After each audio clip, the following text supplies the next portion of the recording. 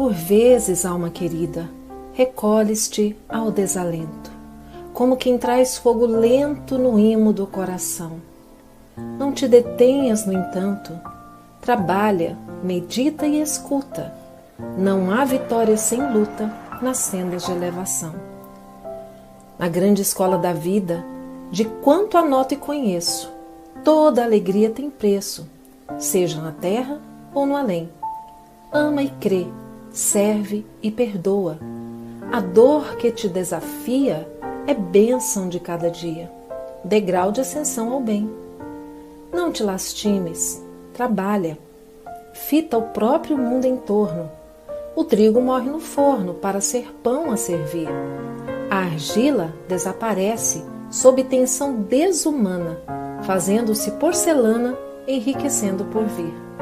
Assim também, tempo afora, ajuda, apoia, esclarece, acende a chama da prece e segue à frente, alma irmã. Por mais triste seja a noite que te envolve a caminhada, nas luzes da madrugada o dia volta amanhã. Maria Dolores.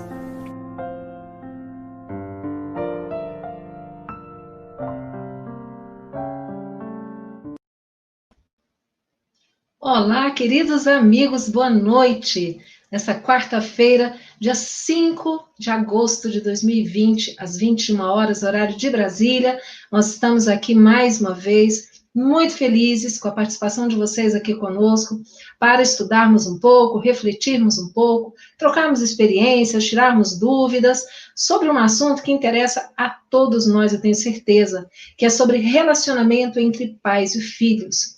E nós hoje temos dois queridos amigos como convidados que entendem muito sobre o assunto e nós vamos convidá-los agora, nosso querido Andrei Moreira. Andrei, seja bem-vindo, muita alegria receber você aqui na nossa live do GESE. Oi, Ivana, oi, amigos do GESE, da Web Rádio Fraternidade, é uma alegria nós partilharmos com vocês deste momento, e que bom estar aqui para um bate-papo, Ivana, entre amigos, porque você é uma querida, Letícia é uma querida, e então a gente poder conversar sobre um tema tão importante desse, né, entre amigos, é uma bênção. É verdade. Então, nós convidamos a nossa querida Letícia Talarico. Letícia, bem-vinda. Já é a sua segunda vez aqui conosco, né? Nós estamos muito felizes com o seu retorno. Eu também. É uma alegria. Olá, pessoal. Andrei, Ivana, que bom estar aqui com vocês para um tema tão gostoso, né? E bom, então. Andrei, você é médico, mas é também terapeuta, não é? Fala um pouco para a gente da sua experiência. Então, eu trabalho como médico homeopata, né, há 15 anos, e como constelador familiar, ajudando tanto pessoas quanto casais há mais ou menos 5, 6 anos. E essa tem sido a nossa caminhada, né, na medicina, no campo terapêutico da constelação familiar, olhando para os vínculos sistêmicos que unem pais e filhos, que unem os casais, que unem as famílias, que unem esses movimentos do amor. Muito bem. Letícia, você é psicóloga, também é terapeuta de constelação familiar, não é isso? Fala um pouco pra gente. Isso, também terapeuta de constelação familiar, e agora eu estou em Goiânia, né, mas em Belo Horizonte trabalhei bastante tempo com pais, né, trabalhando em escola, trabalhando também com crianças, atendo muitas crianças, então isso facilita, né, a gente, assim, conhecer um pouco das dinâmicas que atuam. Antes da constelação, eu tive uma formação também na abordagem da psicanálise, né, para compreender melhor como é que funciona o inconsciente entre pais e filhos, e que a constelação fala também, né, Andrei deve abordar isso aí no decorrer da nossa live. Muito bem, gente. E é com muita alegria, então, que nós estamos com vocês, que estamos acompanhando pelo IGESE, pela Rádio Fraternidade, pelo Lar de Jesus e pelo GESEB. Todas as redes sociais aí retransmitindo a nossa live. Nós vamos começar fazendo a nossa prece tradicional, e eu vou pedir a Letícia que possa fazer para nós. Pode ser, Letícia? Tá bom, pode, claro. Então vamos aproveitar esse momento entre amigos, para a gente fechar os nossos olhos, para a gente sentir a nossa presença no aqui e agora.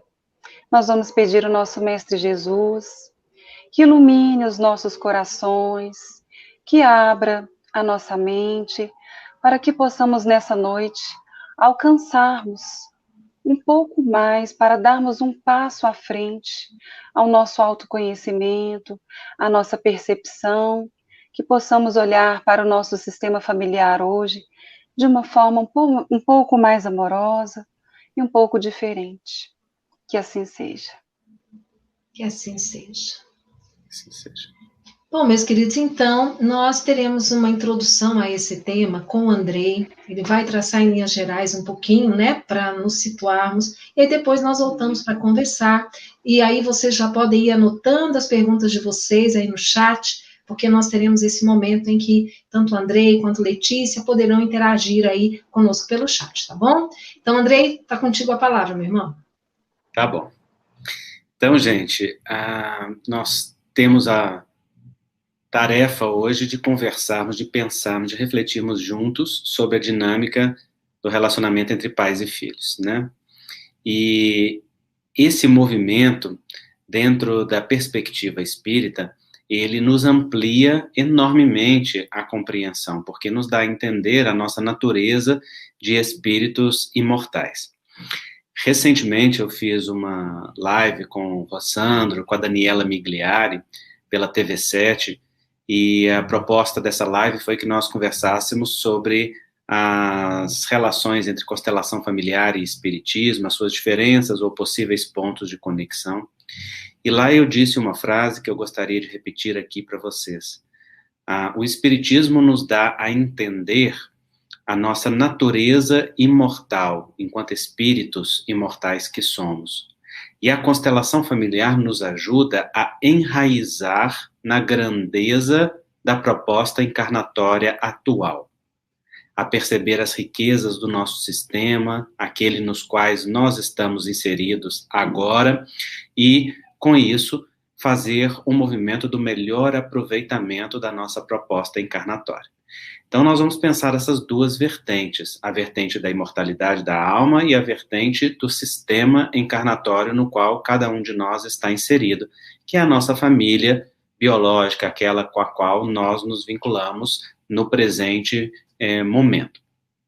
Na perspectiva da imortalidade da alma, nós sabemos que o núcleo familiar, ele é regido pela lei de afinidade e de necessidade. Isso significa que ele é formado pelas almas afins que se reencontram dentro de um planejamento sábio para determinadas tarefas em conjunto, para o crescimento, para a evolução, para o progresso, para a redenção pessoal. O grande objetivo da família, do ponto de vista da reencarnação, é o aprendizado e o treino no exercício do amor. Esse caldeirão fervente que é a família é a maravilhosa oportunidade que nós temos de exercitar o amor, que depois vai ser o elemento fundamental na relação com a sociedade. Então, enquanto célula, a família nos prepara para a vivência em sociedade.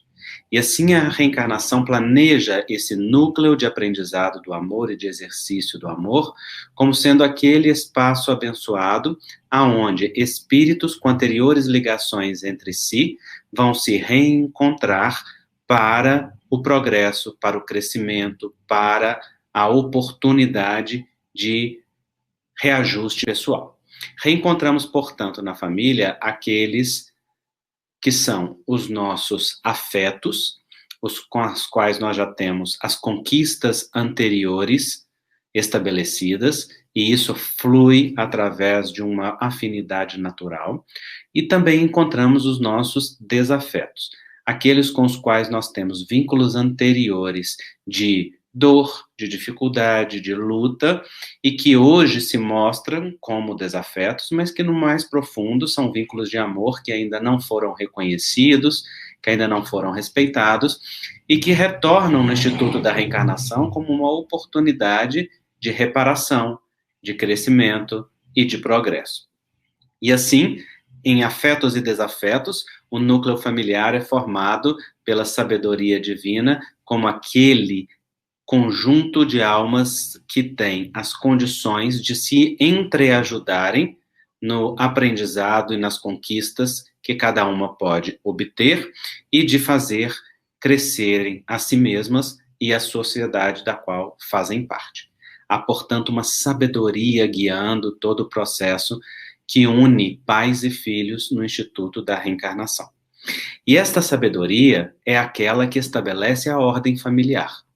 Isto significa que espírito reencarna primeiro, que espírito que recebe aquele núcleo familiar como pai, como mãe, como primeiro filho, como segundo, como terceiro. Há uma sabedoria que ordena o fluxo do amor dentro daquele sistema. A ordem é exatamente um dos elementos estudados, anunciados pela constelação familiar como um dos elementos profundamente importantes na estruturação da família. A constelação, só para fazer um breve resumo, ela é uma filosofia sistêmica que estuda os vínculos do amor que nós estabelecemos com a nossa família de origem, com aqueles corações que estão ligados à nossa família biológica e que, portanto, ligam-se a nós pelo fenômeno vida. Esse trabalho deriva da intervenção, da iniciativa, da maestria de um terapeuta alemão chamado Bert Hellinger, que soube unir várias técnicas terapêuticas dentro de uma mesma abordagem e também dar um direcionamento próprio através de percepções muito particulares. E exatamente Bert Hellinger que nos anuncia aquilo que ele chamou de ordens do amor, ou a ordem com que o amor flui dentro de um sistema, que nós também podemos conhecer com o nome de leis sistêmicas. E ele enunciou 3 leis ou 3 ordens extremamente importantes de serem percebidas, que são as leis da ordem, a lei do equilíbrio e a lei do pertencimento. Então, esta ordem familiar que estabelece que cada um venha num determinado tempo na reencarnação, que cada um dentro da família ocupe um determinado lugar, foi percebida dentro do campo da filosofia terapêutica por Bert Hellinger como aquela ordem com que o amor flui dentro da família. E Bert Hellinger vai dizer: quem veio antes, quem vem depois, vem depois. Quem veio antes é grande, quem vem depois é pequeno. Isso significa o amor flui de quem veio antes para quem vem depois. Flui dos pais para os filhos e dos filhos para os seus filhos e assim sucessivamente. Bert, então, demonstrou para nós que quando nós invertemos a ordem, quando alguém que veio depois e que, portanto, é pequeno naquele sistema, se sente ou se faz grande dentro do próprio sistema, maior do que aqueles que vieram antes, então inverte a ordem, e isso tem um efeito de desestrutura, de desajuste dentro daquele sistema familiar. Isso acontece, por exemplo, quando os filhos, que são pequenos, comportam-se como se fossem pais dos seus pais, como se fossem maiores que os pais, como se devessem cuidar, curar, salvar, educar, mudar, transformar pai e mãe.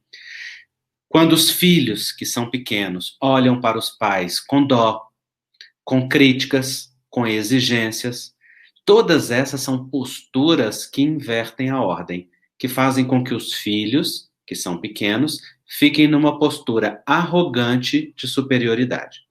Arrogante porque os filhos se arrogam um lugar que não lhes pertence. E essa inversão de ordem, tão bem enunciada pela constelação, ela desestrutura aquela dinâmica de fluxo do amor dentro da família. Isso pode ser feito pela própria ação e postura dos filhos, por vontade própria, ou, na verdade, pode também não depender em nada da vontade dos filhos, mas ser a própria conjuntura do sistema. E os filhos, por exemplo, quando chegam no sistema, já estarem num lugar de ordem invertida.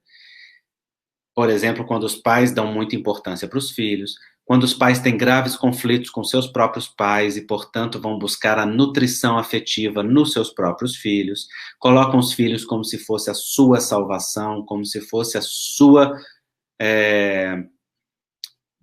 seu depósito para o futuro. Os filhos naturalmente já nascem num lugar de falsa importância que vai ser um peso para eles ao longo da vida, porque desde o início o fluxo do amor já está naturalmente invertido. Os grandes, ao invés de dar, esperam algo dos pequenos, querem tomar algo dos pequenos, ao invés de tomar dos seus próprios pais, das suas raízes, da sua fonte, daqueles que vieram antes. Eu me lembro aqui, por exemplo, de uma jovem que eu fazia o pré-natal no posto de saúde, onde eu trabalhava, muitos anos atrás, e ela tinha 15 para 16 anos, e eu me assustei muito em percebê-la grávida, e perguntei para ela, mas o que aconteceu? Você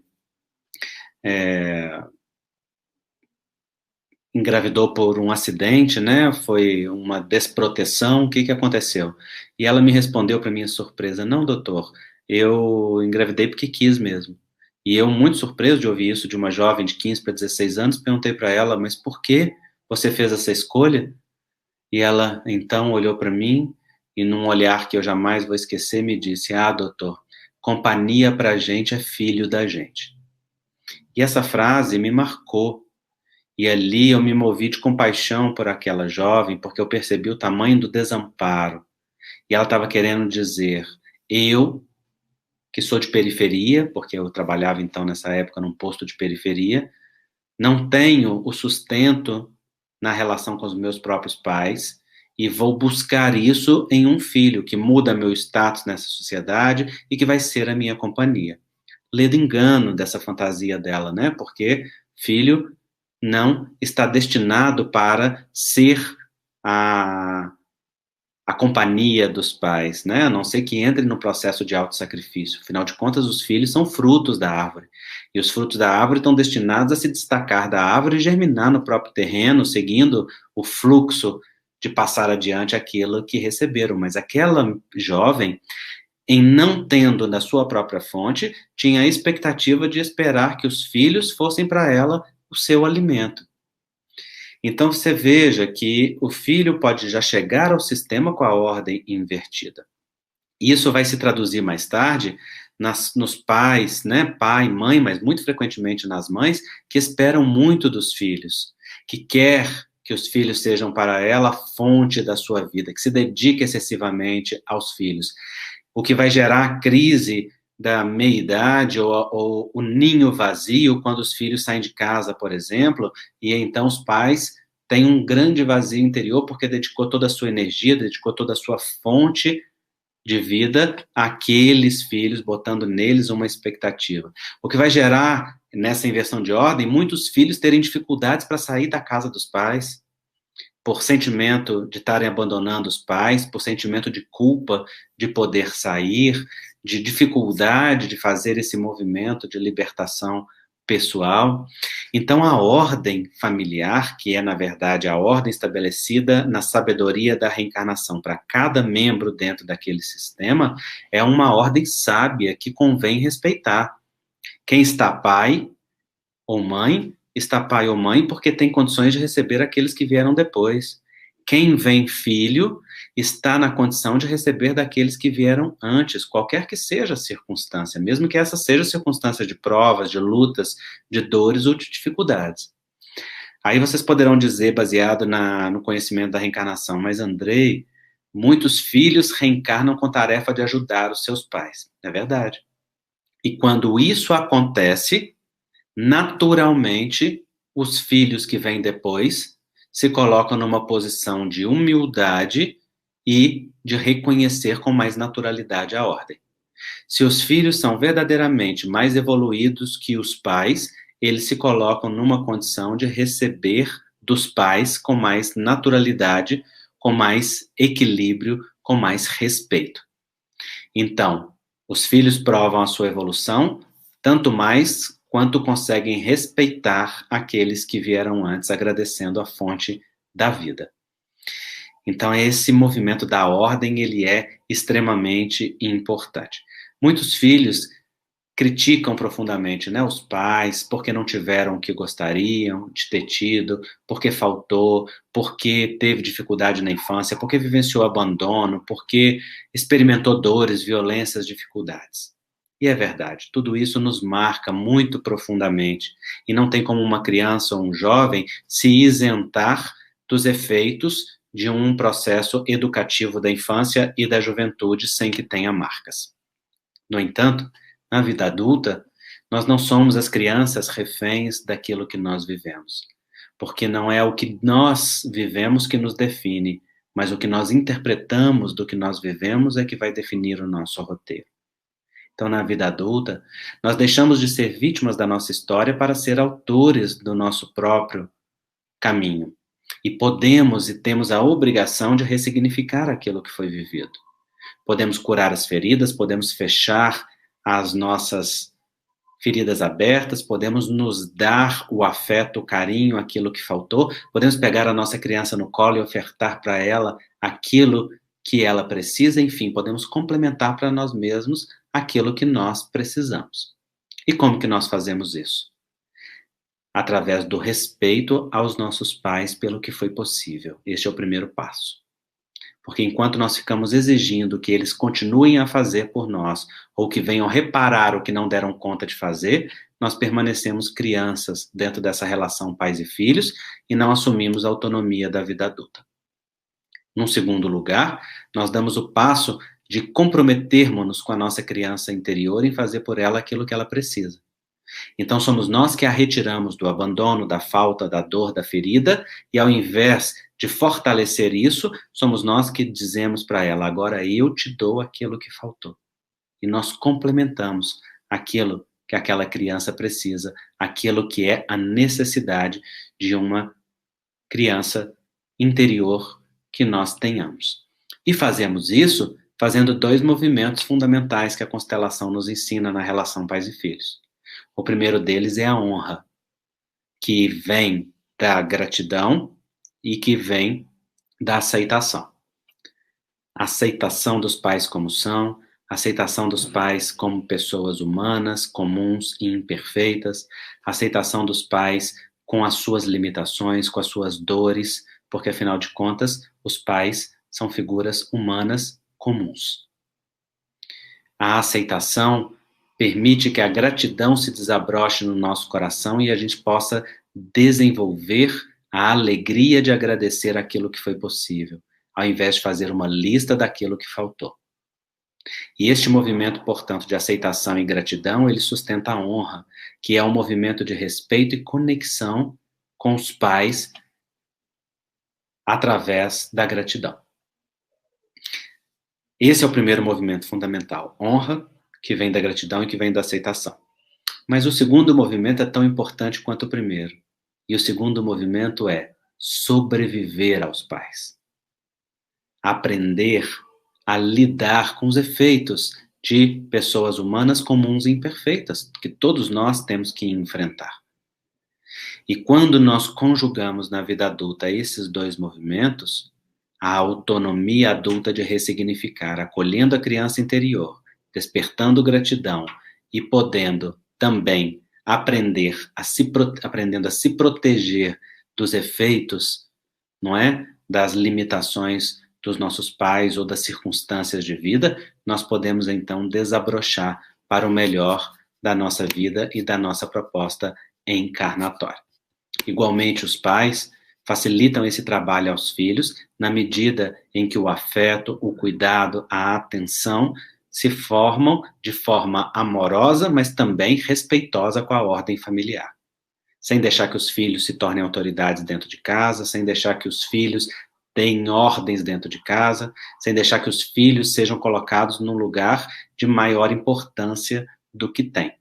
Facilita o caminho para os adultos que virão a ser, para aqueles que se tornarão no futuro. E, portanto, fica mais harmônico esse movimento dos filhos seguirem para a vida. Afinal de contas, se reencarnaram como pais, é porque têm a condição de dar àqueles que vieram depois aquilo que eles necessitam para o seu processo de vida. Então, tanto quanto pais como quanto filhos, nós podemos respeitar a ordem familiar dentro da sabedoria divina e permitir que o movimento flua sempre na direção do mais. Então, essa é apenas uma fala introdutória para dizer, né, da complexidade, da riqueza desse universo que é a relações pais e filhos. E aí, com os nossos queridos, nós vamos desdobrando particularidades nesse terreno. Espero que eu tenha sido claro e me expressado de uma forma que seja compreendida. Com certeza, sim, Andrei. Muito bom te ouvir, né, Letícia? Muito bom ficar ouvindo a Andrei falando. Sim, com certeza. E, Andrei, eu fiquei aqui pensando, né, enquanto você falava, sobre a angústia, às vezes, dos pais que são obrigados a saírem para trabalhar, não têm condições de ficar em casa com os filhos, então precisam levar os filhos, às vezes, para a creche, para a escola, ou precisam pagar uma babá, né? Porque antigamente o pai trazia o provento para casa e a mãe cuidava dos filhos. Hoje a realidade é outra, as mulheres têm a sua vida profissional e tudo. E aí fica essa angústia de imaginar que não estão ali, né, oferecendo o que os filhos precisam dentro dessa responsabilidade como pais e mães. Como fazer para equilibrar isso, né, para que os pais tenham esse momento importante com os filhos, mas que também precisam cuidar do provento da família? É um desafio, né? Não tem uma receita de bolo para isso, não, mas cada casal tem que olhar para esse tema, primeiramente, olhando-se com respeito. Porque quando a gente olha com respeito dentro da relação de casal, muitas vezes a gente vai vendo que o respeito e a complementaridade ali do masculino e do feminino vai permitindo com que um e outro possa ter uma maior maleabilidade de tempo para estar no cuidado com os filhos e cuidar da família e cuidar da casa. Algo que hoje, para a nossa geração, não é tomado com tanto respeito, mas que as nossas mães e avós fizeram com tanta grandeza e que é tão importante, né? Não é uma tarefa menor se dedicar à família, não é uma tarefa menor se dedicar aos filhos, muito pelo contrário, é grandioso. E se dentro da conjugalidade é possível que um seja mais o arrimo da casa e o outro fique mais no sustento do cuidado com a família ganha muito e os filhos ganham muito dentro desse movimento, não é? Mas se os pais precisam que os dois saiam, que os dois estejam na integralidade do tempo trabalhando para o sustento, né, e cada um sabe da sua necessidade, é preciso que os pais façam isso com a consciência de que ao sair para trabalhar também estão trabalhando pela família, também estão fazendo algo pela família, não é? E que possam ter tempo de qualidade no tempo que têm. E às vezes é pouco, mas que pode ser dedicado com qualidade para aquele movimento ali, que não compense o afeto com bens materiais, como se dar pudesse compensar aquela ausência, mas que tente mesmo, dentro do seu espaço de possibilidades, né, estar presente o maior parte possível, participando, mesmo que à distância da vida dos filhos que estão lá dentro de casa e de tantas outras maneiras, né? Eu acho que a Letícia, na verdade, tem uma experiência muito mais prática e muito mais viva disso, né, por ser mãe e por ter uma criança dentro de casa e por ser profissional também, acho que ela pode ajudar mais aí. Então, Letícia... Na verdade, o Andrei já falou tudo, né? Vou só dar exemplo. Por exemplo. Mas, vamos lá. Então, o que a gente percebe, né? É uma necessidade mesmo, né? Sair para trabalhar, da maioria hoje das mulheres. Mas é importante a gente ressignificar isso. Então, por exemplo, no momento que estiver em casa, esteja presente, esteja realmente ali, né?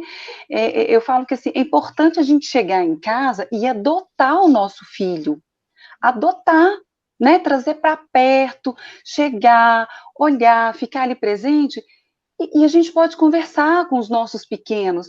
Olha, a mamãe trabalhar é muito bom, trabalhar me deixa alegre, eu posso estar aqui mais feliz com você, o que nós podemos fazer juntos agora? Que seja ali 1 hora, né, que a mãe vai conseguir ficar com o filho realmente disponível, mas verbalizar isso é muito importante. A gente verbaliza, Ivana, até para os bebês, né? Existe atendimento hoje, né, da psicanálise com os bebês, que é justamente a mãe conversar com o seu bebezinho. Hoje, quando os bebês, eles são internados, né, na UTI, Já existe o projeto da mãe canguru, que ela coloca o bebezinho, né, no corpo dela e conversa. E assim a gente faz com os nossos filhos também, a respeito do que está acontecendo. Olha, mamãe ficou esse tempo fora de casa, mas foi importante. E a gente poder expressar isso para os nossos filhos.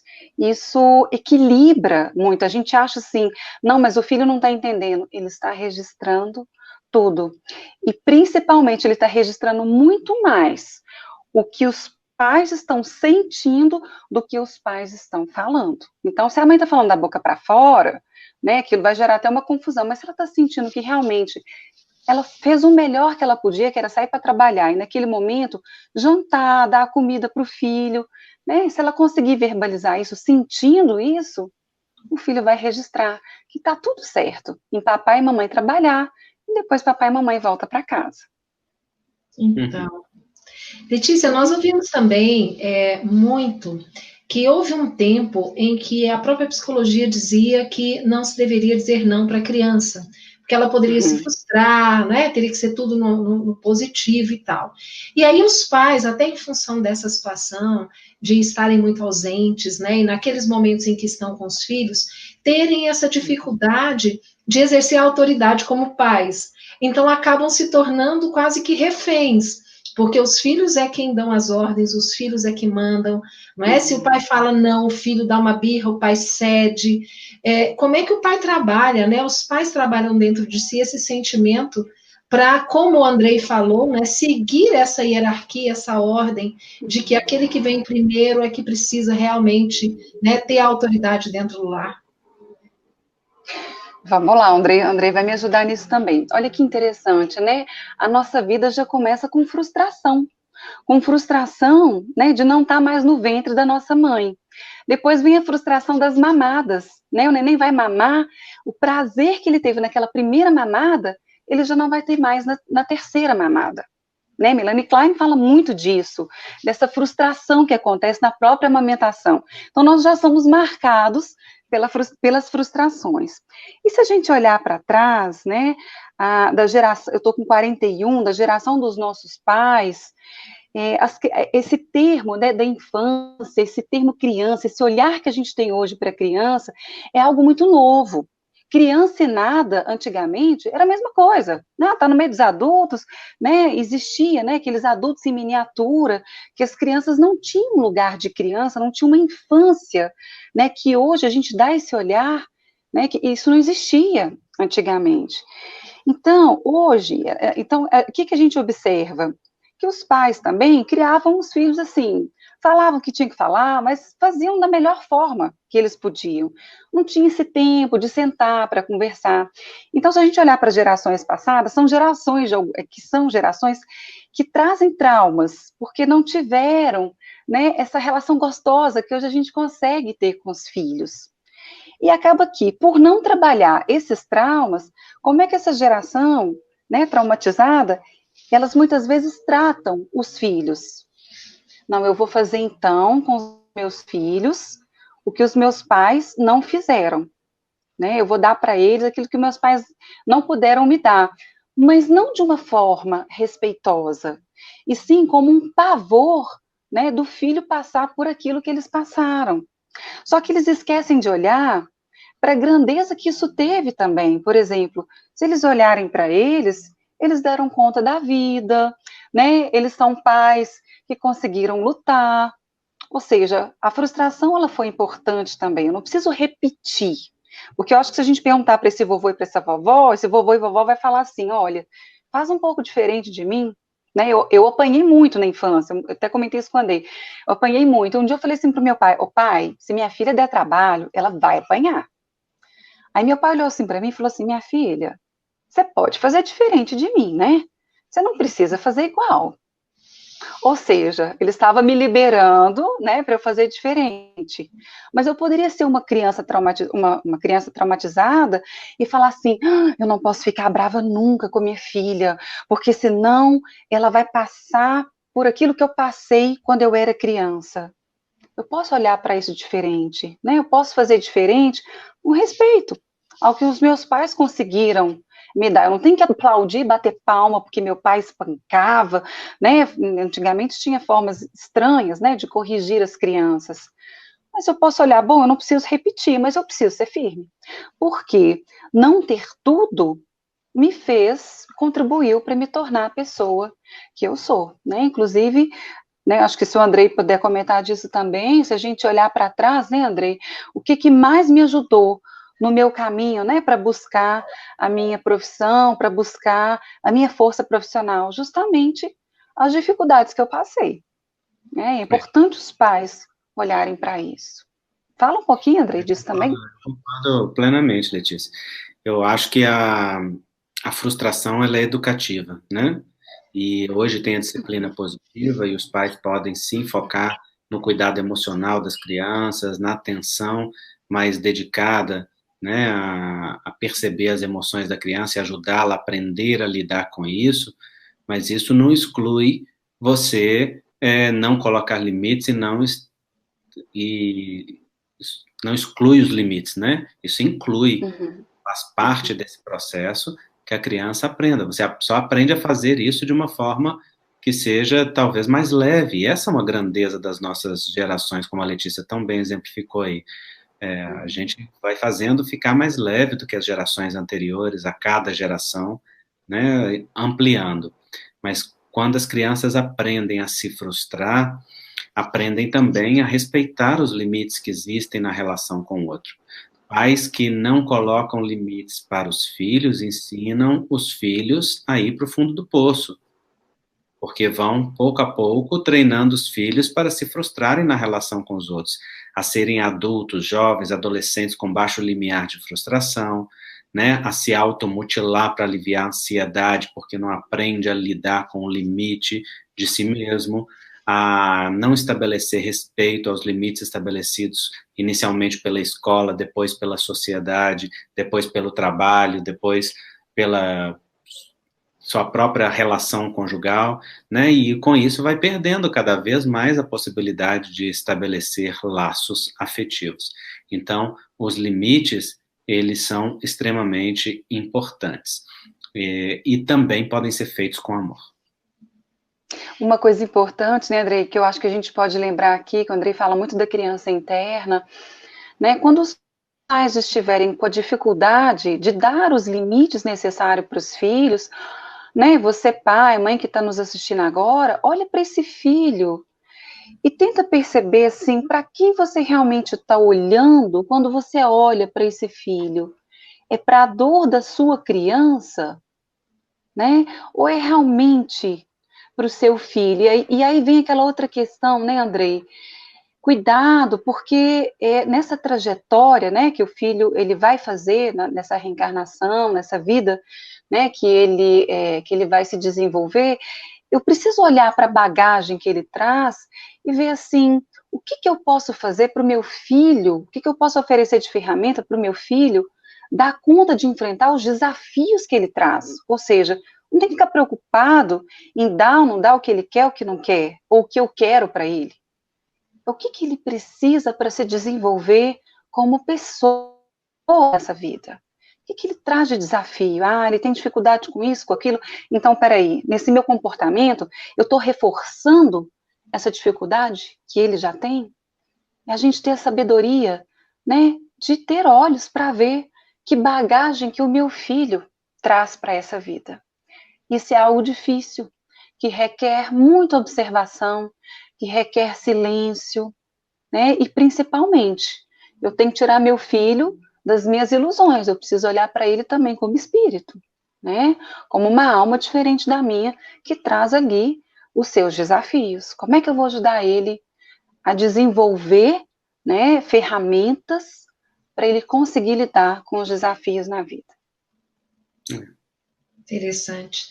Olha só, o Daniel, que está sempre conosco aqui nas lives do GESE, ele traz um pouco essa questão do conflito de autoridade, né? A autoridade do pai e da mãe, e ele fala, né, como estabelecer um critério de impor essa autoridade, né? Para que a mãe tenha autoridade, o pai também tenha, e um não tire a autoridade do outro.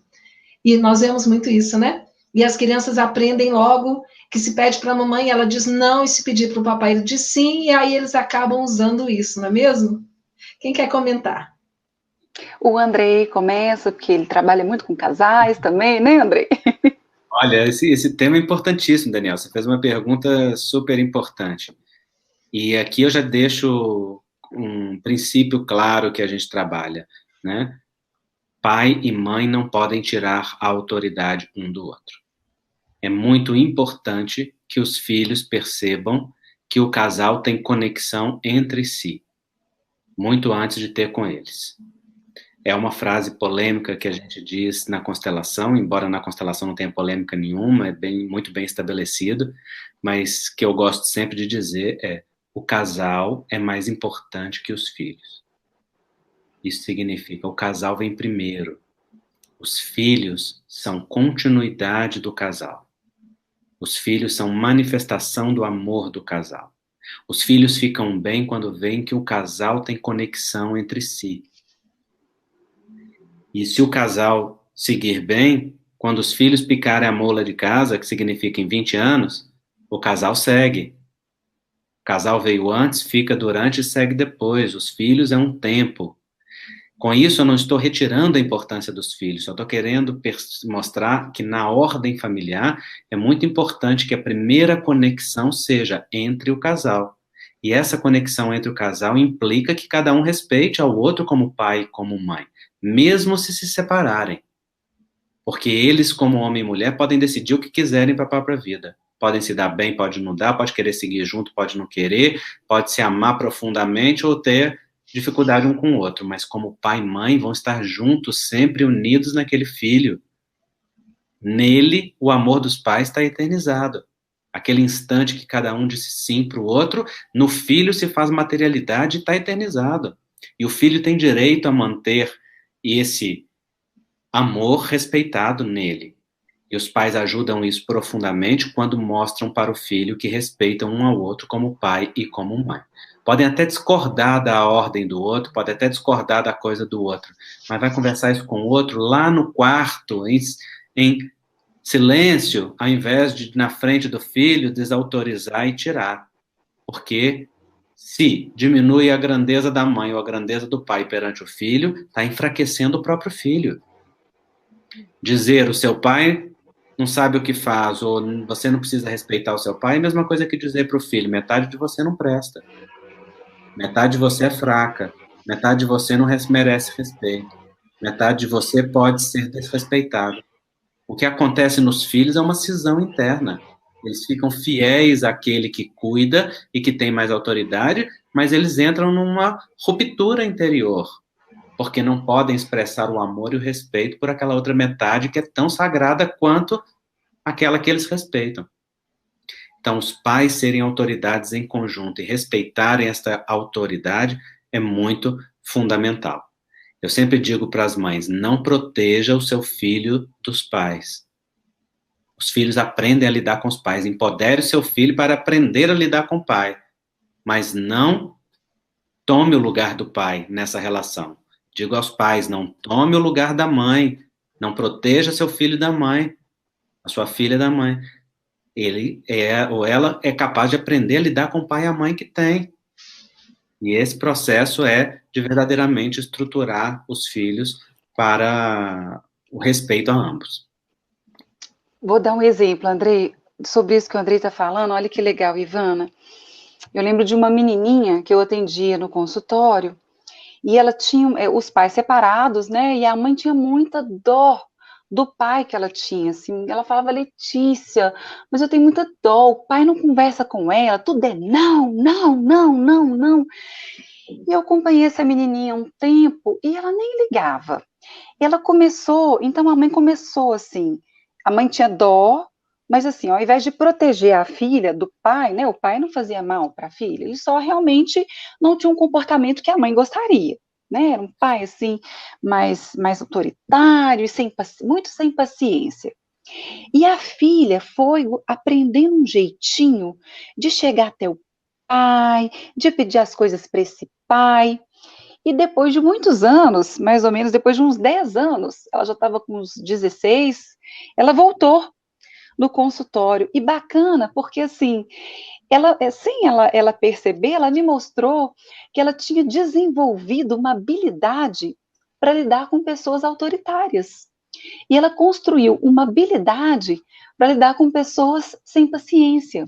Então, ela estava fazendo aquele Coltec, o Cefet, não sei, e já estava fazendo lá o estágio do menor aprendiz. E ela tinha um chefe muito difícil, mas ela falava assim, aprendi a lidar com meu pai, então, como diz, o meu chefe está sendo facinho, facinho. Olha que bacana. A mãe, mesmo com medo, permitiu, então, que ela procurasse dentro dela, isso que o Andrei está falando, né? A forma de construir. Como é que eu vou lidar com esse papai, hein? Eu vou fazer assim. Quando ele estiver com a cara assim, eu vou fazer daquele jeito. A criança, ela vai construindo, né, Andrei? E olha que bacana, ela estava se dando muito bem no estágio do menor aprendiz, mesmo com o chefe como pai, que ela então tirou de letra. Se a mãe tivesse protegido ela, né, e tivesse assim, seu pai é muito difícil, não, então quando ele estiver desse jeito, me liga que eu te busco, você não tem que lidar com isso. Ela não ia desenvolver essa ferramenta para a vida. Interessante. Eu lembro da minha mãe falando comigo, né, meu filho, quer conversar com seu pai, espera de noite. Ela falava, Andrei, você é muito impulsivo, calma, aprenda a lidar com seu pai. Eu falava, mãe, fala com ele para mim. Não, você mesmo fala. Por que eu vou falar com ele para você? Aprenda a lidar com ele, aprenda qual é o melhor horário de você falar com ele, aprenda qual é a melhor forma de você falar com ele, aprenda a argumentar e a conquistar aquilo que é seu. E aí eu aprendi que com meu pai só se conversava de madrugada.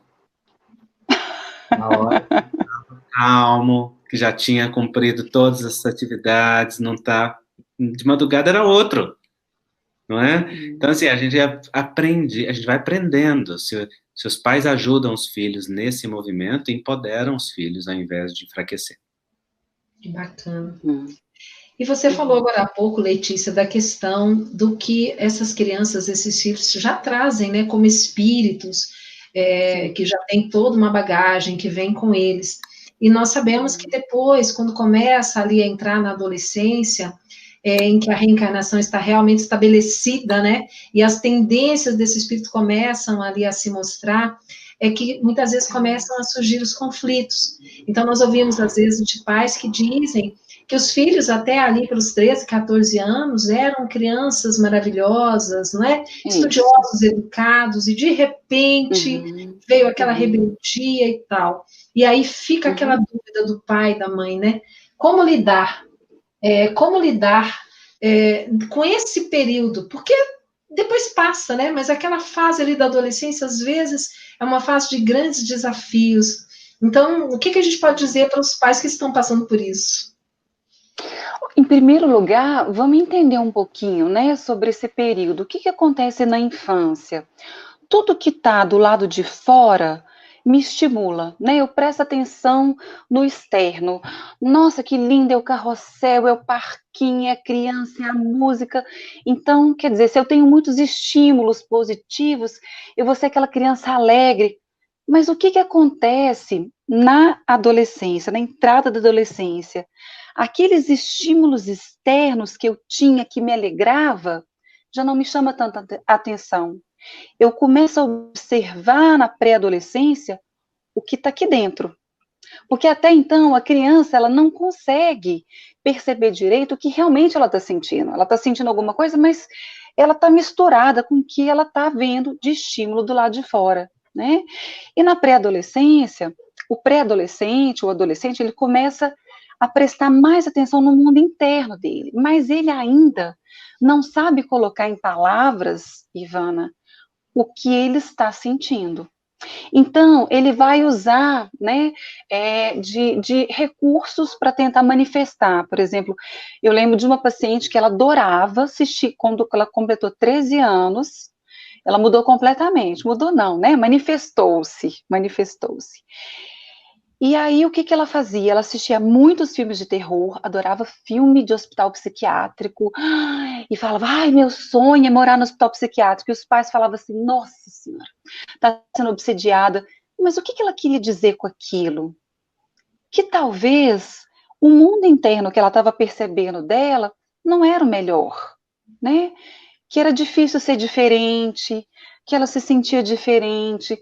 Então, assim, a gente não pode levar ao pé da letra o que o adolescente está falando. Porque ele está, de uma certa forma, metaforizando. Ele ainda não consegue dizer assim, nossa, mãe, eu me sinto tão diferente de todo mundo. Nossa, mãe, eu acho que eu não gosto de pessoas do sexo oposto. Mãe, eu acho que, não sei, que eu não me encaixo aqui. Ele não vai saber falar isso. Ele não sabe, ele não tem ainda recurso para poder se expressar dessa forma. Então, ele vai se expressar de outras formas. Né? Ele vai se expressar através dos filmes estranhos que ele vai assistir, né? E cabe aos pais, ao invés de julgar, nossa, que coisa horrível você está assistindo, peraí, cadê meu filho nisso tudo? Por que ele está precisando disso para se expressar? Né? Por que são esses filmes de terror? O que está tão terrível para ele? Então, assim, a gente começar a escutar com o coração, né, os nossos filhos nessa fase, porque realmente existe uma mudança muito brusca e que assusta muito os pais. Andrei, dá um exemplo também? O processo da adolescência, como a Letícia está falando bem, né, é um processo de mudança muito significativa para o espírito, né? E aflora, eu brinco que é um momento de um caos programado por Deus, porque é a hora do despertar da glândula pineal, que traz memória do passado, um pouco mais da identidade reencarnatória, desperta mais a mediunidade e desperta a sexualidade, ou seja, é um caos mesmo, né? É uma ebulição hormonal, é uma ebulição de mudanças psicológicas, e o que que os adolescentes vão fazer? É uma fase em que eles vão desconstruir a imagem dos pais. Então, o pai herói, a mãe herói, agora ele vai ressaltar o aspecto negativo, a dificuldade, porque essa desconstrução é a sua própria busca de autonomia e de conseguir se libertar daquele peito que o amamentou, daquele corpo do qual ele também passou a fazer parte durante um tempo ali, numa identificação. Então, essa desconstrução da adolescência é um processo psicológico importante do indivíduo encontrar o seu próprio lugar no mundo, que representa ter suas próprias ideias, afirmar sua própria identidade, sua própria vontade, seguir por seus próprios caminhos, escolher sua própria profissão, eleger suas próprias parcerias amorosas, ter as suas próprias opiniões políticas, religiosas, sexuais, afetivas, quaisquer que sejam elas.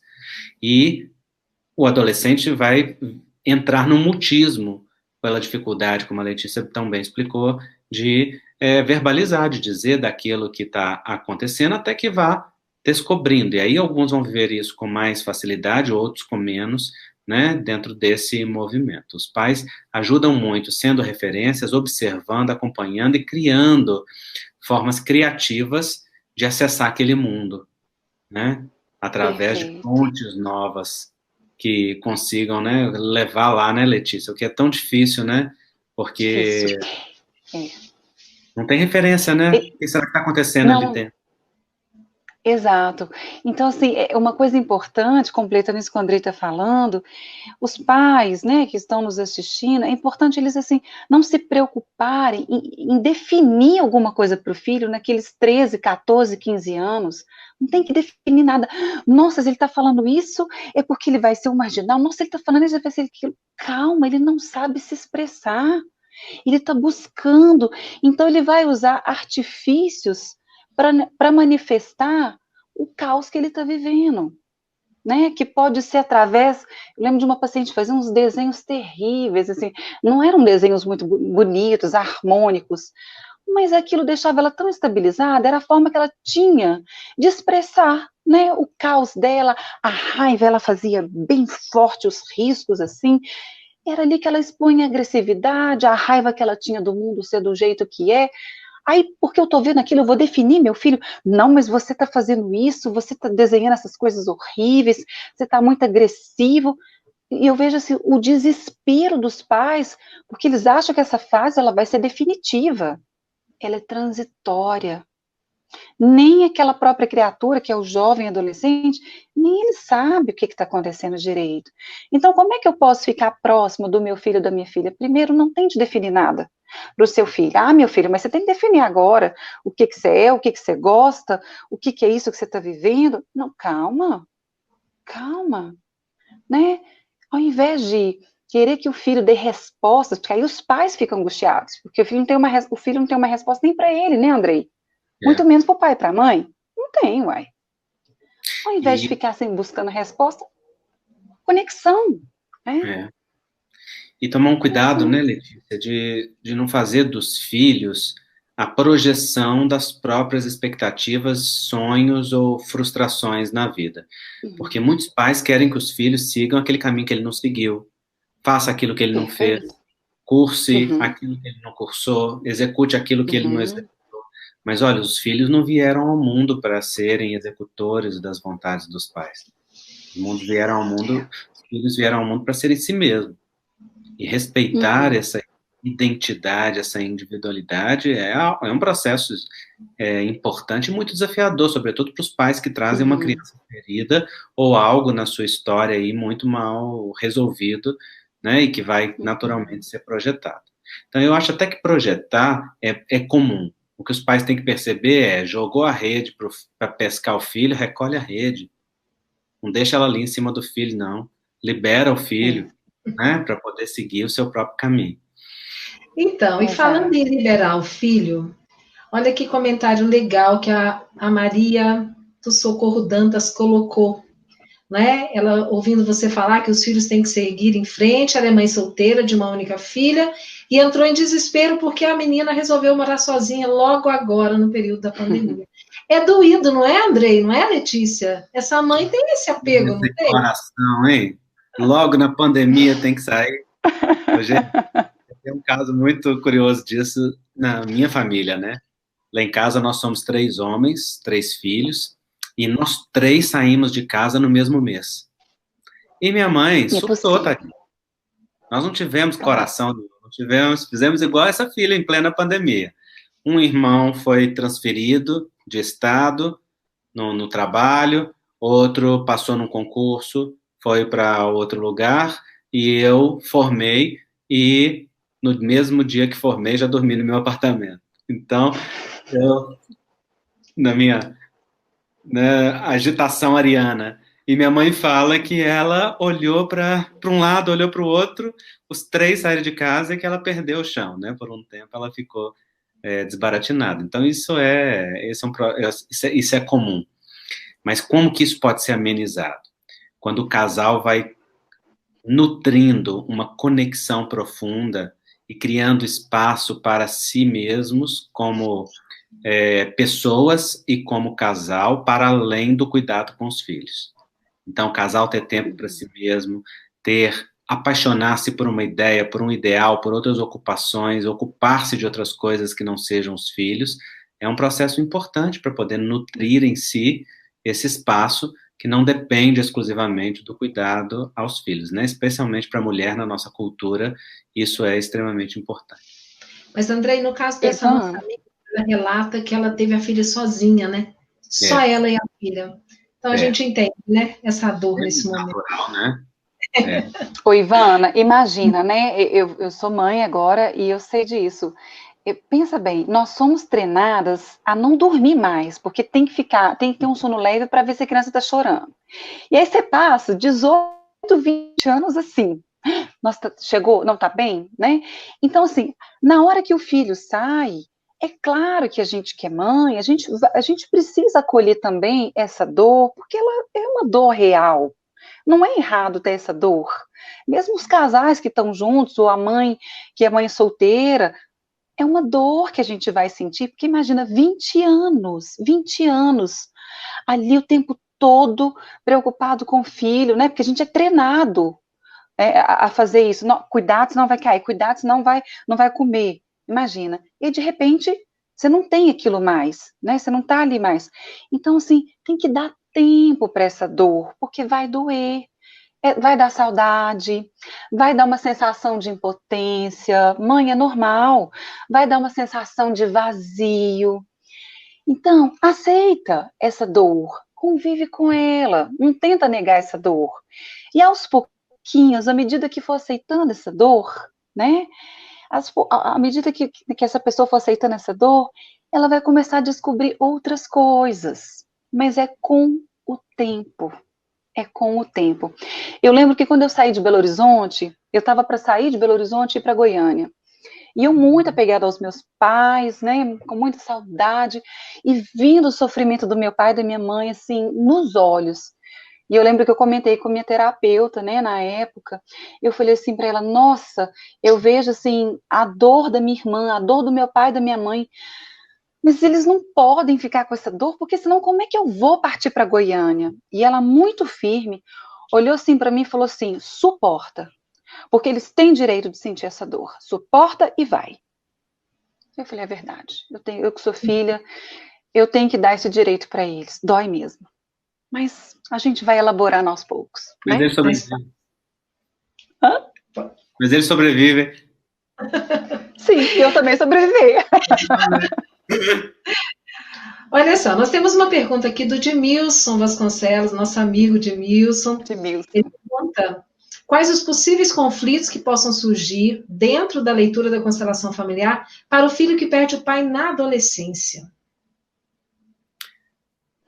Todo filho que perde o pai ou a mãe, ele vai viver um efeito nesse movimento. Quando é muito jovem, criança ainda, né, nós estamos falando aí dos primeiros 7 anos de vida, sobretudo, ele vive aquilo que nós chamamos em constelação familiar de entrega interrompida. É o período em que o filho não tem a oportunidade de entregar-se ao amor dos pais, sobretudo ao amor da mamãe, porque a perda momentânea do convívio fez com que isso acontecesse. O mesmo que acontece também quando não tem convívio, né? Os pais que se vão, os pais que não ficam, as crianças adotadas também vivenciam isso em relação à família biológica, e dizemos sempre em constelação que em algum momento essa entrega vai ter que ser completada. Ou seja, o filho vai precisar olhar para o amor da mãe, olhar para o amor do pai e percebê-lo, para incorporar isso em si, que na verdade é ativar isso, né, porque esse amor está registrado em cada célula dele. Veio com a vida.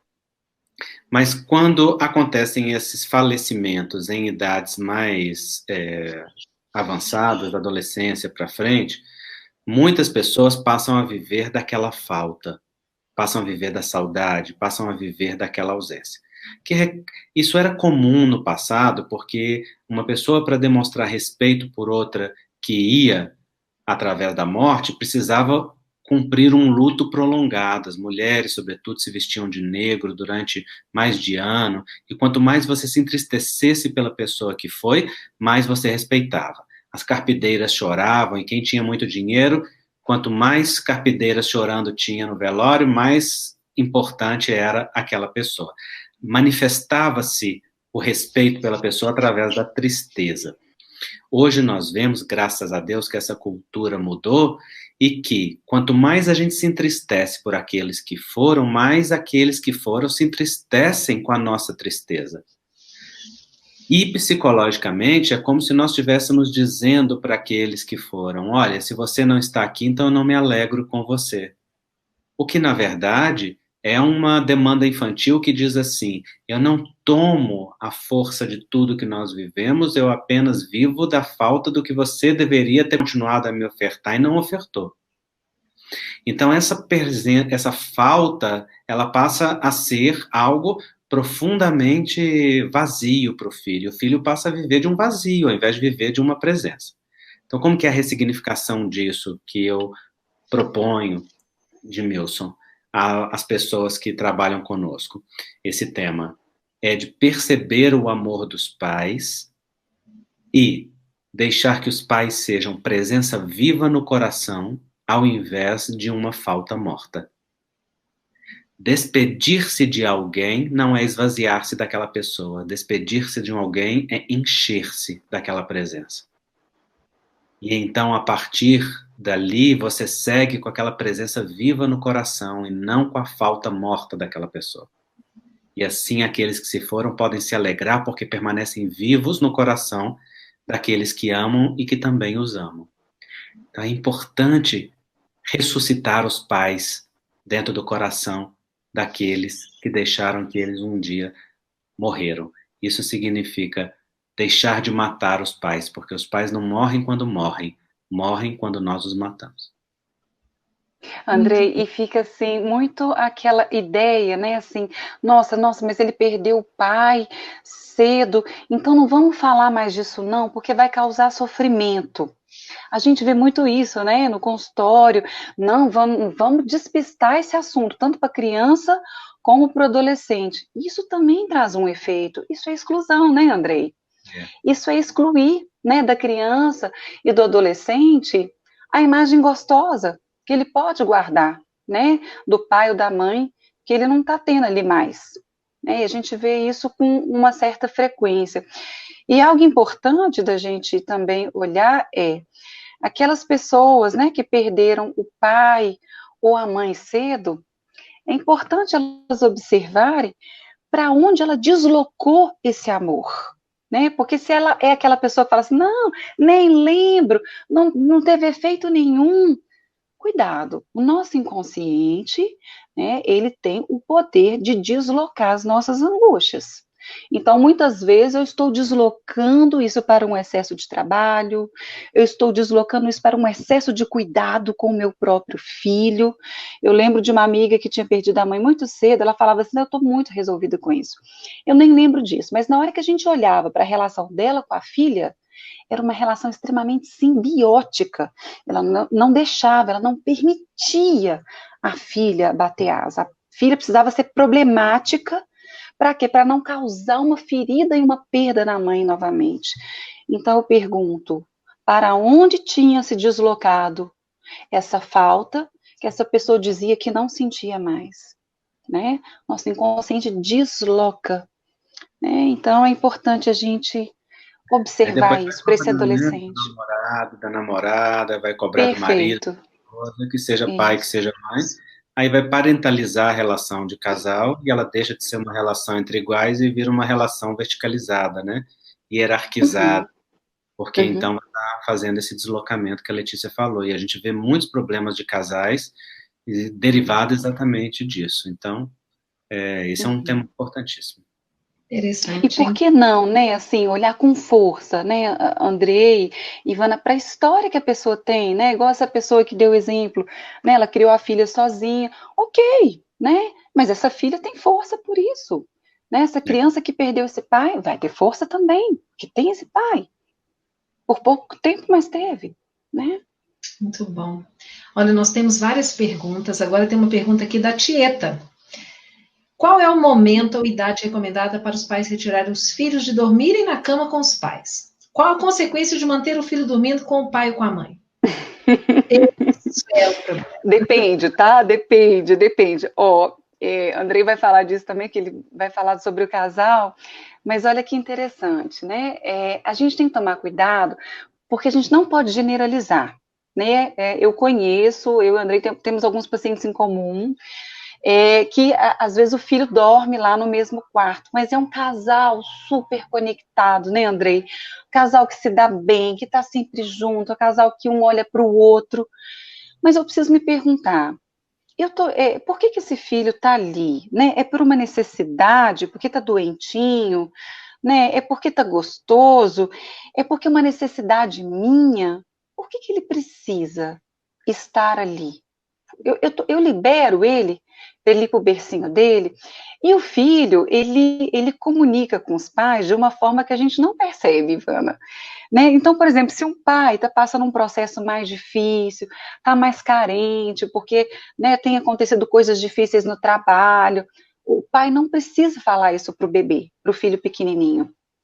Existe a comunicação de transmissão psíquica, né? A postura psíquica do pai irradia isso para o filho. E o filho lê aquilo e ele pensa o quê? Eu preciso estar junto do meu papai, porque papai não está bem. Ou seja, então aquele filho está ficando ali, né, para cobrir alguma angústia que o pai está passando. Aí você fala, mas o pai não pediu para o filho estar ali, mas de alguma forma esse pai às vezes está reforçando isso, né? Não quer dizer que o filho não pode dormir nunca, né? Que isso é errado, mas vamos olhar assim para aquilo que está por trás, né? Se está tudo bem com o casal, com o filho, está seguindo a postura, ok, às vezes de vez em quando vai acontecer, né?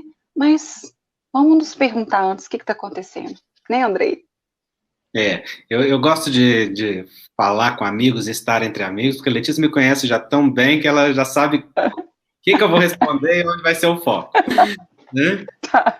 Eu responderia essa pergunta, e concordo absolutamente com tudo que a Letícia disse, e eu responderia essa pergunta assim, Ivana, qual que é a idade para tirar os filhos de dormir com os pais? Aos 9 meses. Qual 9 meses? 9 meses da concepção, ou seja, na hora que sai da barriga da mãe, é o momento que para de dormir com ela.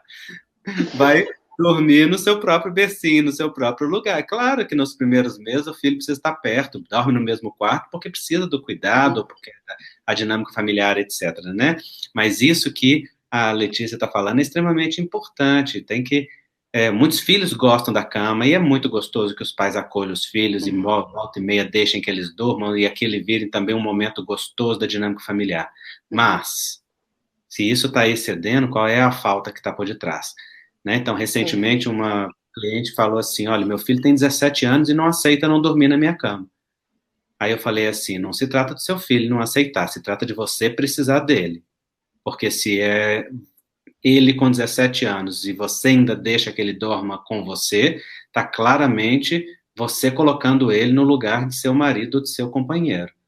E é você que está prejudicando ele, afinal de contas, a grande é você. Então, olha para a sua falta. E naquela mesma noite, o filho dormiu pela primeira vez no quarto dele. E ela falou, né? Eu pude olhar para mim, era eu mesmo que estava precisando dele, né? Então, muitas vezes essas faltas, né? Ou até mesmo para sustentar distanciamento dentro do casal, sabe? Para não ter que enfrentar a necessidade de ter relacionamento sexual, para não poder criar o espaço da conjugalidade ali, tantas vezes conflituoso. Então, tem muitas questões, né? Então, não tem regra para deixa ou não deixa, mas é importante que o casal esteja atento a esse movimento para o que significa para si, né? Perfeito. E é importante que a criança tenha o seu próprio canto, sua própria cama, seu próprio quarto. Se isso é possível dentro da casa, é fantástico, né? E é importante que os pais fechem a porta do quarto, que aquele lugar seja o espaço deles como casal e que eles reservem aquele momento para eles, né? Então, eu sempre falo, tem mães que falam assim, mas meu filho está levantando toda noite e vindo para a cama, eu volto com ele para a cama, depois ele levanta de novo, eu falo, só porque ele encontra a porta aberta. Porque se a porta estiver fechada, ele não tem para onde ele ir, ele pode dormir no corredor se ele quiser, não é? Então, esse excesso... Eu tô rindo porque eu já sabia que ia ser essa sua resposta. Não é? Parte do casal. Eu estou olhando para trás e vendo a minha realidade, que era isso, a minha filha o tempo inteiro indo de um quarto para o outro. Eu nunca fechei a porta, Andrei. Mas olha... Acontece, Ivana, acontece, nas melhores famílias. É verdade. A Estefânia agora traz o outro lado da moeda, né? E quando o filho amadurece, não quer sair de casa. Ai, que peso, hein? Um abusador dos pais, né? Filho que passa dos 25 anos e ainda continua na casa dos pais, já está abusando dos pais. Não tem problema nenhum que os filhos fiquem, mas é importante que ele saiba que a partir daquele momento ele já está no bônus. E que o mínimo que ele tem é respeito às regras daquela casa e absoluto respeito aos pais. Mas é importante que o filho, tanto quanto possível, procure o seu próprio caminho, procure a sua própria vida. Então, hoje nós temos uma adolescência estendendo longa demais, indo até quase 30 anos de idade. E os filhos desenvolvendo autonomia muito tardia, relacionamentos muito tardios, autonomia muito tardia, e isso precisa ser olhado pela dinâmica das famílias. Também dos pais que vão sustentando os filhos no processo de dependência e cuidando de si, cuidando daqueles filhos como se eles fossem crianças e mantendo filhos dependentes dos pais até uma idade, uma situação que já não precisam mais, né? Então, filhos de pais adultos, aliás, ao contrário, Pais adultos, com filhos adultos, pais que cuidam de filhos adultos, como se eles fossem crianças, estão levando esses filhos à autodestruição e não à sustentação. É preciso que os pais aprendam a deixar os filhos construir, crescer, conquistar. Não estou falando aqui nada de rupturas, de dificuldades, sai da minha casa, né, dessas coisas radicais. Nenhum radicalismo, gente. Estou falando de princípios, né? Os pais devem aprender a não fazer pelos filhos aquilo que os filhos dão conta de fazer. E incentivar confiança, competência, autonomia, porque é assim que vai cada um construindo o seu caminho de vida. Muito bem. Olha, tem mais uma pergunta da Tieta. Como ajudar os nossos filhos, crianças principalmente, a se protegerem de situações de abuso? Nossa, que difícil, né? Abuso no geral, abuso sexual? Eu acho que ela está falando de abuso sexual. Provavelmente. Uhum.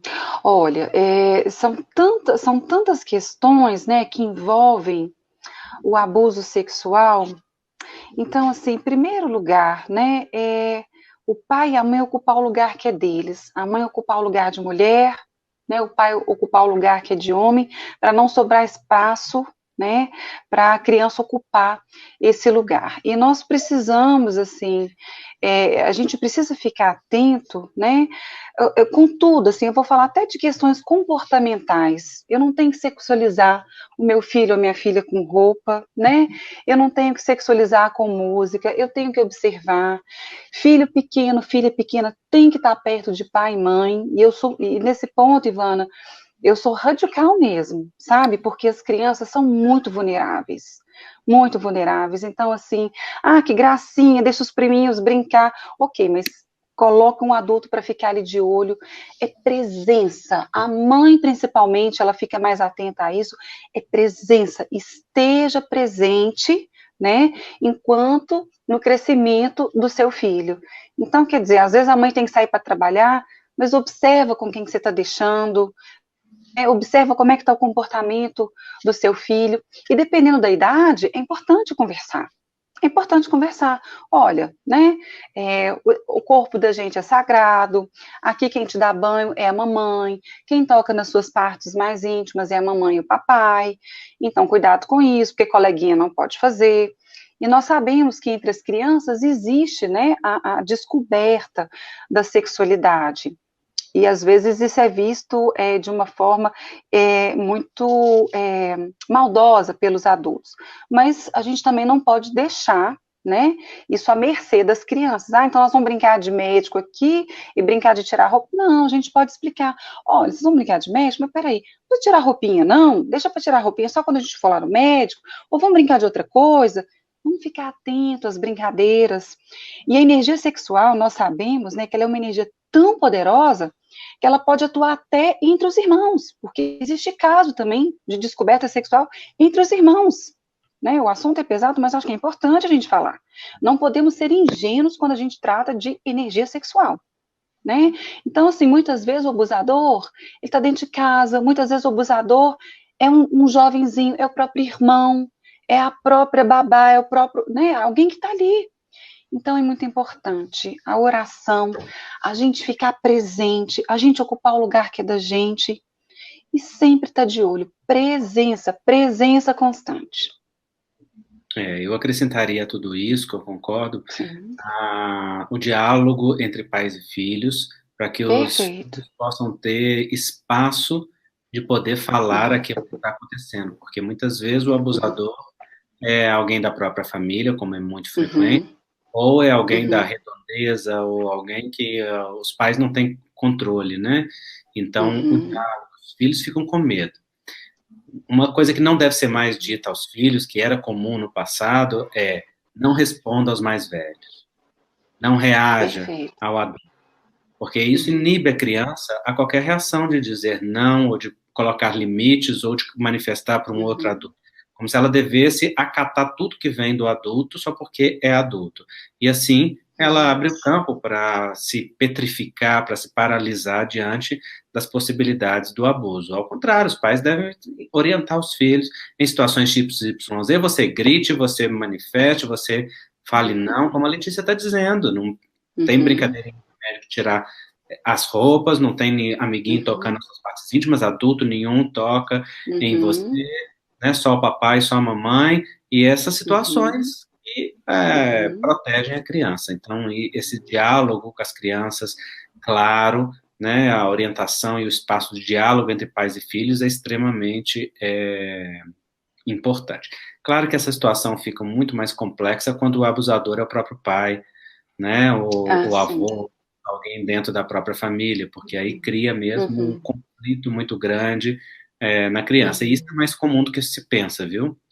Porque né, a gente vê nas estatísticas e nas famílias.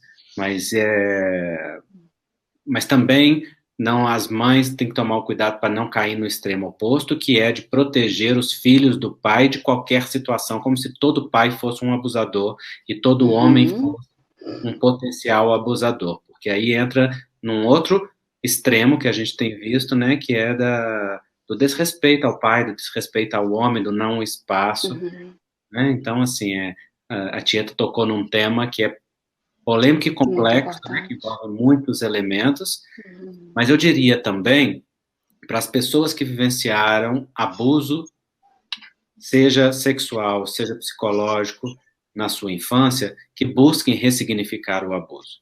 Porque aquele que foi abusado, ele tende a repetir o abuso, né, o que em psicologia chama de compulsão à repetição. Ele vai se tornar um autoabusador, ou vai se tornar um abusador de outros, ou vai procurar pessoas que repitam o abuso com ele. Então, vai procurar chefes, namorados, pessoas que são abusivas, vai aceitar, e até, por vezes, dirigentes abusivos dentro da atividade mediúnica, da atividade evangélica, da atividade etc. Então, a pessoa pode ressignificar o abuso, buscando ajuda psicológica para isso, para deixar de ser vítima do abuso e se tornar autônomo na sua própria experiência afetiva. Andrei, eu tenho uma lembrança muito gostosa, porque eu aprendo muito com as crianças, né? De uma pacientinha, ela tinha mais ou menos uns 9 anos, e o pai dela tinha sido preso em flagrante, porque estava justamente abusando de uma menininha de 13, né? Então ele foi preso em flagrante, e a mãe levou justamente porque ela não sabia como contar isso para a filha, mas o pai nunca tinha abusado dela. E aí a gente foi trabalhando, e aí nós reunimos lá, conversamos com ela de uma forma mais leve, né?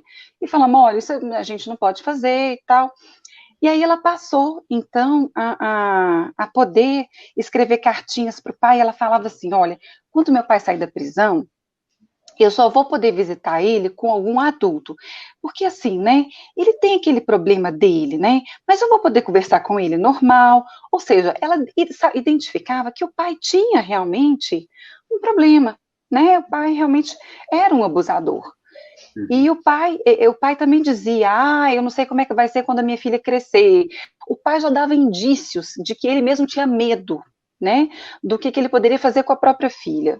Graças a Deus não fez nada, mas poderia ter feito. Então, assim, quando a gente conversa abertamente, então essa mãe já estava programando, né, de que quando fosse levar a filha, né, para visitar o pai, quando ele saísse da prisão, que fossem as visitas com outra pessoa, porque ela já estava ficando mocinha, né, a filha sabia que aquilo não podia fazer, porque ia preso, e ainda assim ela conseguia conviver, entre aspas, né, com o pai, mesmo dessa forma, ou seja, tinha um adulto ali do lado, porque a gente também, Ivana, a gente peca muitas vezes pela nossa ingenuidade, né, que gracinha, vovô, titi, deixa lá e tal, peraí, todos nós temos energia sexual, eu não sei de que forma a minha energia sexual, ela vai manifestar naquele momento, nós não podemos ser ingênuos, mas a gente também não precisa deixar de falar com clareza para as crianças conseguem entender. É muito mais fácil depois, se acontecer algo, a criança chegar e contar, mamãe, aquilo que você me falou que é errado, meu amiguinho fez. Meu filho é mesmo? Como é que foi? Não, foi isso, isso, isso. Não, isso não. Ou seja, vai existir um diálogo, vai ficar mais fácil de ressignificar, fica menos traumático. né? Porque o que a gente vê nos adultos hoje, né, Andrei, dos adultos que foram abusados sexualmente na infância, eles guardam ainda, muitas vezes, uma dificuldade com o toque, porque eles tiveram que reter aquela informação. Eles não puderam conversar de forma espontânea, né, quando aquilo tudo aconteceu. Meus amigos, nós temos ainda várias perguntas, mas o nosso tempo, né, já está adiantado, nós já estamos com quase 1h30 aí de live, então eu já quero aproveitar para fazer aqui, ao vivo, o convite para que vocês voltem, para que nós possamos continuar a tratar dessa temática, porque vocês perceberam que muitas pessoas interessadas e precisando, né, dessas orientações, então eu gostaria de marcar com vocês, né, posteriormente uma nova data, para nós continuarmos tratando do assunto. Mas antes de nós encerrarmos, tem várias perguntas aqui, mas eu quero fazer a pergunta da Denise, que pela gravidade do assunto, né, eu penso que a gente precisa dar um retorno para ela. Andrei, como ajudar um filho com tendências suicidas? Nesse tempo de pandemia é difícil lidar com isso. Uhum. Olha, toda pessoa que está com tendência suicida precisa ser medicada. Então, uma pessoa com tendência suicida precisa ser avaliada por um psiquiatra, precisa ser avaliada por uma psicóloga, por um psicólogo, para poder ser conduzida. Mas a ideação suicida, ela demonstra, né, uma depressão moderada a grave, e ela necessita de medicação para conter um impulso suicida, a impulsividade, e é importante que os pais busquem orientação médica nesse caso. E depois de medicado e então com acompanhamento psicológico, cuidar das causas, né, que são muito variadas. Pode ser um jovem que está começando a manifestar uma doença mental na adolescência, tem várias doenças que se manifestam na adolescência, depressões de caráter genético familiar, esquizofrenia, transtornos psicóticos, transtorno bipolar, tantas outras coisas. Pode ser só uma angústia profunda de algo que aquele indivíduo não dá conta de partilhar, uma orientação sexual que não pode ser dita aos pais ou ao seu sistema, uma repressão da sua identidade dentro da dinâmica daquela família, que não pode manifestar, né? Uma identidade de gênero que é diferente. Aqui estou só lembrando de alguns casos para poder exemplificar. Então, tem muitas e muitas e muitas situações diferentes. É importante que os pais estabeleçam diálogo com os filhos, atenção aos filhos, estabeleça pontes de comunicação, mas, sobretudo, também que, nesses casos, se imponham com a sua autoridade para procurar ajuda médica e psicológica para serem bem orientados quanto àquele caso em particular. Até porque nós sabemos da resistência deles, né, Andrei? Assim, nessa fase eles têm a resistência à terapia, eles têm a resistência, às vezes, à medicação. Uhum. E isso tem que ser abordado, além, é claro, do tratamento espiritual, né? Mas o que eu quero dizer aos espíritas, aos espiritualistas, que muito frequentemente tem preconceito de medicação, tem preconceito de atendimento médico, de atendimento psiquiátrico, acha que é só para doido. Não, doido é quem não utiliza da maravilha que é o recurso medicamentoso para auxiliar as pessoas a terem estabilidade, né? Então, é muito importante que o recurso espiritual não seja substitutivo do atendimento médico e do atendimento psicológico, eles são complementares. O atendimento do ser integral é emocional, físico, psicológico, mental e espiritual. Perfeito, gente. Olha, meus queridos, vocês vão nos perdoar, nós não vamos ter como responder hoje a todas as perguntas, não é? Mas nós teremos outras oportunidades. Pessoal todo vibrando aqui, viu? André, Letícia, porque já sabem que vocês vão voltar, né? Estão felizes. E antes de nós partirmos para o nosso encerramento, nós queremos deixar o nosso convite para a nossa live de sexta-feira, que é o nosso estudo sobre os 10 mandamentos. Nós, então, estamos agora na próxima sexta, no 8º episódio, em que os nossos companheiros Álvaro Mordecai e Jorge Elahá estudam para nós, trazendo um pouco da cultura judaica, do cristianismo, do espiritismo, relacionado aí aos 10 mandamentos. É um estudo muito rico. E na próxima sexta-feira, nós temos um convidado especial, que é o professor Severino Celestino, que estará conosco nesta live, Então fica aí o convite, sexta-feira, às 21 horas, o 8º episódio, o 8º mandamento de Moisés à luz do Espiritismo. Muito bacana esse estudo, gente. Ivana, posso fazer um outro convite? Nós íamos Claro. fazer o seminário de família pela Associação Médica Espírita, do Departamento de Família, íamos fazer presencial, né? Quem está coordenando é a Márcia Leon, lá de Brasília, e tá lindo demais, vai começar com a Alberta Almeida, e nós vamos abordar muitos temas, né, de pais, filhos, da casa lá, e vale muito a pena, ele vai ser transmitido ao vivo, né, em agosto, e está lá na página da Associação Médica Espírita. Vale muito a pena participar. Todos esses temas serão tratados, tá? Bem lembrado, Letícia. Eu vi a programação, está realmente excelente. Tá linda, Vale a pena, sim. né? Muito bem. Uhum. Meus Isso queridos, mesmo. então eu vou passar para que vocês possam fazer aí as suas considerações finais. Vamos começando com a Letícia, depois Andrei. Uhum. Bom, gostaria de agradecer, né, a oportunidade de estar aqui com vocês todos. O tema falou muito de pais e filhos, e lembrar, né, muitas vezes as pessoas se perguntam assim, mas como é que eu posso, né, assim, honrar a minha mãe, meu pai, mesmo essa mãe sendo tão difícil, né? Uai, é simples. Eu tenho que deixar. Muitas vezes a gente cria uma forminha de uma mãe ideal e a gente quer, né, que a mãe seja como a gente gostaria. Por exemplo, que eu chegue lá, tomo café com ela se alegra. Não, às vezes a mãe é emburrada, é deprimida, ela não vai fazer isso. Então, para que eu vou reforçar minha ferida?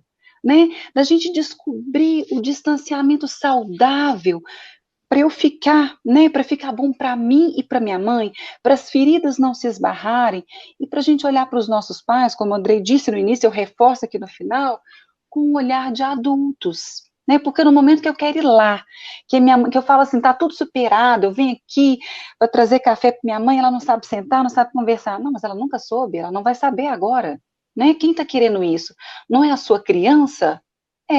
E a sua adulta? Não, a minha adulta sabe que existe um distanciamento saudável. Nós temos que ter um distanciamento saudável para o amor fluir. Assim eu posso respeitar, né? Que ela é rabugentinha, que ela é difícil, assim flui mais gostoso. Então, assim, para a gente ter essa proximidade dos pais, eu preciso da proximidade do coração. Como é que eu faço isso? Olhando para eles com olhar de adulto. Não invente um pai e uma mãe que você nunca teve, né? É o pai do jeito que é a mãe do jeito que é, e assim o amor pode fluir. Espero que vocês tenham me entendido, né? É o pai e a mãe real mesmo, tá? É o recadinho que eu deixo. A Letícia acabou de me lembrar uma psicóloga que virou meme na internet, que é uma psicóloga católica, né, que dá entrevista numa rádio. E ela fala tudo muito rasgado, né? E tem uma cena que é um meme que ela diz assim para as mulheres: não queira o que você não pode ter, larga de ser louca. Então, a Letícia falou aí com uma entonação muito parecida: não queira o pai e a mãe que você não pode ter, eles só podem ser quem eles podem ser, né? Seja para você o que você quer que seja. É mesmo uma loucura quando a gente busca, né, as nossas idealizações nos outros, porque as nossas idealizações são nossas e somos nós os responsáveis por essa expectativa. E se a gente se frustra com a idealização, é a gente que remodela a idealização, é a gente que reencontra o nosso lugar. Ó, uma alegria, Ivana, esse convite do IGES, essa alegria de estar com vocês, delícia estar sempre com a Letícia, eu aprendo muito com ela, uma amiga querida, né, uma parceira de trabalho aí de longo tempo, linda, uma esposa linda do Rodrigo, e é uma alegria, né, estar aqui com vocês, e só tenho a agradecer, viu, Ivana? Sempre à disposição. Obrigada, viu? Obrigada, Andrei. Obrigada, Letícia. Obrigada, Andrei. Obrigada, Ivana. Muito felizes com esse nosso papo de coisa tão importante, né?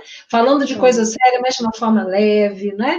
Então, agradecemos também aos nossos amigos que estão aqui nos acompanhando, firmes. Em breve vocês terão notícias da nossa nova live, com essa dupla dinâmica que está aqui, né? Nos encantando.